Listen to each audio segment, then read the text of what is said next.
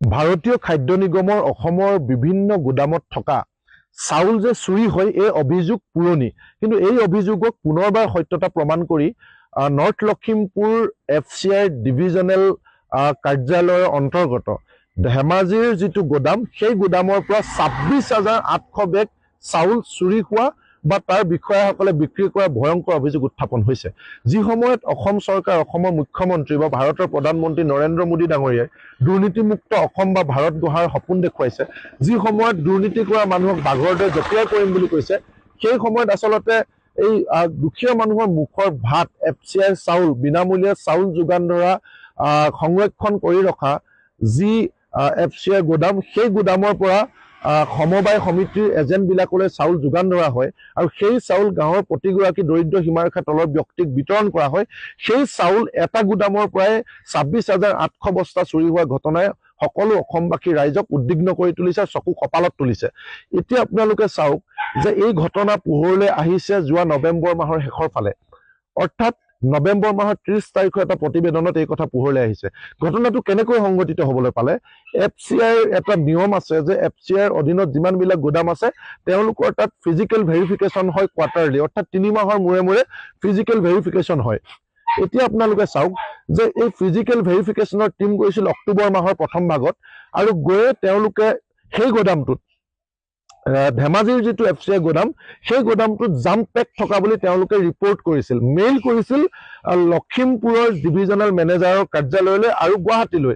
জাম pack মানে হৈছে যে গোদামটোত পৰিৱেশটো ভাল নহয়, তাত সোমাই ভেৰিফিকেশ্যন কৰিব পৰাকৈ কোনো ধৰণৰ ব্যৱস্থা নাই, গোটেই জাম লাগি আছে, গতিকে সেই পৰিৱেশটোত যে ভেৰিফিকেশ্যন কৰিব নোৱাৰি, তাৰ কাৰণে এখন কমিটি বনাই সেই গোদামটোক তন্নকে জিৰ' ভেৰিফিকেশ্যন ফিজিকেল ভেৰিফিকেশ্যন কৰিব লাগে বুলি কৈছে। অৰ্থাৎ গোদামটো জিৰ' কৰি খালী কৰি এটা বস্তা বাহিৰলৈ উলিয়াই তাত জিৰ' ফিজিকেল ভেৰিফিকেশ্যন কৰিলেহে প্ৰকৃততে তাত চাউল আছে নে নাই, বা কম আছে নেকি, বা কোনোবাই চুৰি কৰিছে নেকি, কমিছে নেকি, সেই কথাটো পোহৰলৈ আহিব বুলি ডিভিজনেল মেনেজাৰ লখিমপুৰ আৰু গুৱাহাটীৰ ক্ষেত্ৰীয় কাৰ্যালয়লৈ মেইল কৰিছিল। কোনে কৰিছিল?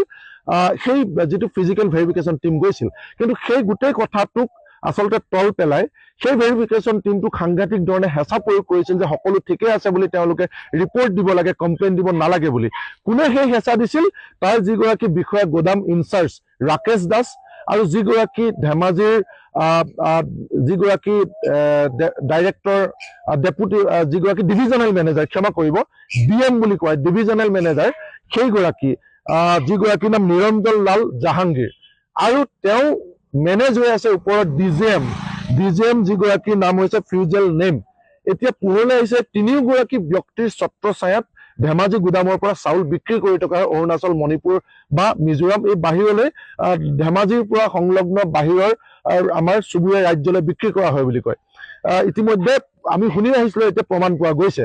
গতিকে আমাৰ প্ৰশ্ন হ'ল যে এই গোটেই ফিজিকেল ভেৰিফিকেশ্যন টিমটোৱে জাম্পেক থকা বা এই ভেৰিফিকেশ্যনত সন্দেহ তেওঁলোকৰ মনলৈ অহা বুলি যি মেইল কৰিছিল, সেই গোটেই কথাখিনি তল পেলাই এই যিটো টিম DGM, ফিউজেল নেম আৰু ক্ষমা কৰিব ডেপুটি জেনেৰেল মেনেজাৰ DGM ফিউজেল নেম, গুৱাহাটীত যিগৰাকী বহি আছে 2 নম্বৰী অফিচাৰ, আৰু তাৰ সমানে ডিভিজনেল মেনেজাৰ নিৰঞ্জন লাল জাহাংগীৰ আৰু গোদাম ইনচাৰ্জ ধেমাজিৰ ৰাকেশ দাস, এই তিনিওগৰাকীয়ে মিলি যে চাউল বিক্ৰী কৰে, সেই তিনিওগৰাকীয়ে কিন্তু ফিজিকেল ভেৰিফিকেশ্যন টিমটোকে হেঁচা দিছিল যে সকলো ঠিকে আছে বুলি তেওঁলোকে ৰিপৰ্ট দিব লাগে।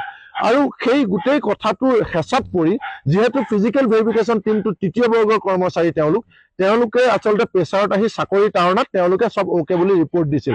তাৰপিছতো যেতিয়া তেওঁলোকৰ ৰিপৰ্টটোৰ ভিত্তিত চিনিয়ৰ টিম গৈ যেতিয়া ভেৰিফিকেশ্যন কৰিলে, তেতিয়া জিৰ' ফিজিকেল ভেৰিফিকেশ্যন কৰিলে, অৰ্থাৎ গোদাম খালী কৰি পৰীক্ষা কৰা হ'ল যে তাত সঁচাকৈ সেই ফিজিকেল ভেৰিফিকেশ্যন টিমটোৱে সন্দেহ কৰা ধৰণে তাত কিবা ঘটিছে নেকি। তেতিয়া পোহৰলৈ আহিল যে হয়, তাত 1 লাখ বেগ চাউল জমা থকা ধেমাজি গোদামটোৰ পৰা 26,800 বেগ চাউল চুৰি হৈছে। এই গোটেই কথাটো পোহৰলৈ আহিলত তেতিয়া চিনিয়ৰ টিমে গুৱাহাটীৰ জেনেৰেল মেনেজাৰ মনোজ কুমাৰৰ নিৰ্দেশত ৰাকেশ কুমাৰকে ধৰি আন 6 গৰাকী, প্ৰথমে 5 গৰাকী আৰু যোৱাকালিৰ দিনটোত 2 গৰাকী, অৰ্থাৎ মুঠ 7 গৰাকী, 6 তৃতীয় বৰ্গৰ কৰ্মচাৰী প্লাছ 1 ৰাকেশ দাস, এই 7 গৰাকী লোকক চাকৰিৰ পৰা ছাছপেণ্ড কৰা হৈছে। এতিয়া প্ৰশ্ন হৈছে যে গোটেই চিণ্ডিকেটটোত চলে DGM ফিউজেল নেম আৰু ডিভিজনেল মেনেজাৰ নিৰঞ্জন লাল জাহাংগীৰ আৰু ৰাকেশ দাসৰ নেতৃত্বত এতিয়া সেই ৰাকেশ দাসক তাৰে ইনচাৰ্জ হিচাপে তেওঁক যিহেতু ছাছপেণ্ড নকৰাকৈ নোৱাৰে, গতিকে নিয়ম মাফিক তেওঁক ছাছপেণ্ড কৰি এই যে ডিভিজনেল মেনেজাৰ নিৰঞ্জন লাল জাহাংগীৰক ৰেহাই দি ডেপুটি জেনেৰেল মেনেজাৰ ফিউজেল নেমক ৰেহাই দি কেৱল 6গৰাকী তৃতীয় বৰ্গৰ কৰ্মচাৰীক ছাছপেণ্ড কৰিলে এই সমস্যা সমাধান নহয় বা আচল দুৰ্নীতি পোহৰলৈ নাহে।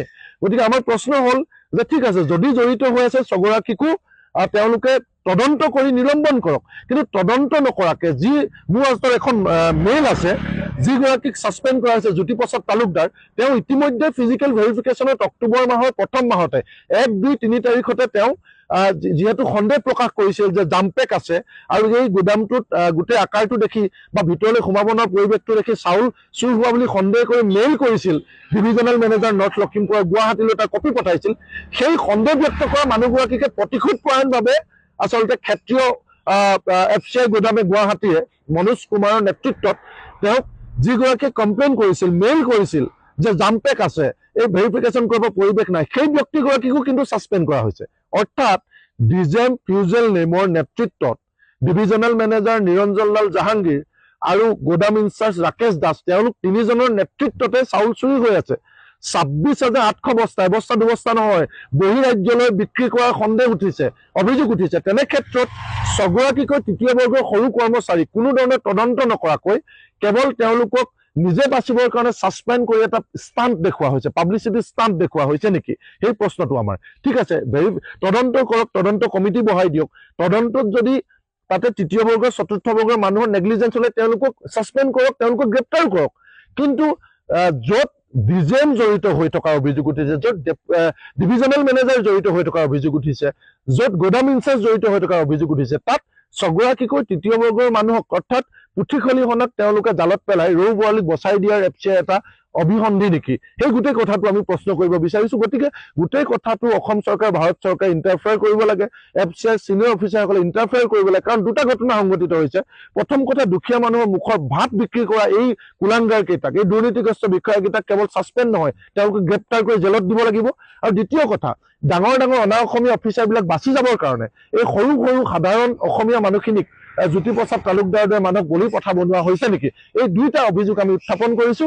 গতিকে এই পুনৰ তদন্ত হ'ব লাগে, ডিজেমক ফিউজেল নেমক গ্ৰেপ্তাৰ কৰিব লাগে, তেওঁৰ ছত্ৰছায়াত গোটেই ঘটনা সংঘটিত হৈছে।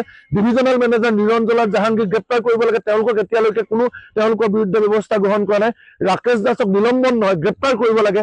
আৰু 6গৰাকী বিষয়া তৃতীয় বৰ্গৰ কৰ্মচাৰী, তেওঁলোকৰ ওপৰত পুনৰ তদন্ত হ'ব লাগে। যদি তেওঁলোকে দোষী, তেওঁলোকক শাস্তি দিয়ক, কিন্তু যদি ডাঙৰ অফিচাৰ বাচিবৰ কাৰণে সৰু মানুহক ফচোৱা হৈছে, তেওঁলোকক এই দুখৰ যি তেওঁলোকৰ শাস্তিমূলক ব্যৱস্থা হৈছে তাৰ পৰা ৰেহাই দিব লাগে। এই দুয়োটা অভিযোগ আমি কৃষক মুক্তি সংগ্ৰাম সমিতিয়ে উত্থাপন কৰিছো।